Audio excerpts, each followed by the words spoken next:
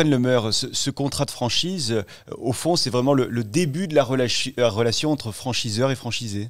Alors effectivement, hein, le contrat de franchise, il est là pour sceller le démarrage d'une relation franchiseur, que l'on espère forcément fructueuse. Mais comme tout acte juridique, le contrat de franchise, il va définir un cadre de relation. Et il doit permettre, in fine, aux franchiseurs d'éviter les pertes financières. Donc ce contrat de franchise, il va être là pour protéger et pour anticiper un maximum de situations en chiffrant les conséquences pour chacune des parties. Alors j'aimerais que vous gardiez la main, Lorraine Lemeur. On va évoquer éventuellement les équilibres financiers. Qu'est-ce que vous pouvez nous dire sur cette réflexion ? Alors on évoquait la rentabilité.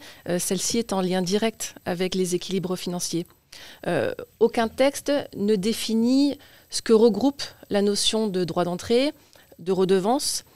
Et donc, on imagine bien que les notions de marché, de notoriété, de service, d'accompagnement et d'outils, entre autres, vont servir à définir ces montants. Le droit d'entrée couvrira au niveau du franchiseur le coût de démarrage de la franchise pour le franchisé. Il comportera ou non la formation initiale. Et côté redevance, ces redevances sont en général mensuelles et elles sont variables en fonction du niveau de chiffre d'affaires réel réalisé par le franchisé. On va avoir des notions de redevances de marque, mais également des redevances communication, nationales ou locales.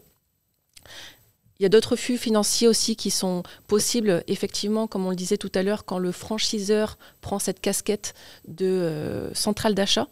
Il faudra bien penser au préalable à signer un contrat d'approvisionnement.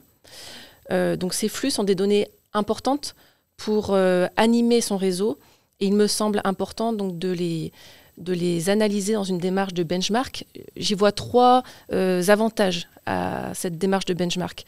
Tout d'abord, pour le franchiseur, cela va permettre pour lui d'animer ses franchisés et d'avoir une vision consolidée de son réseau.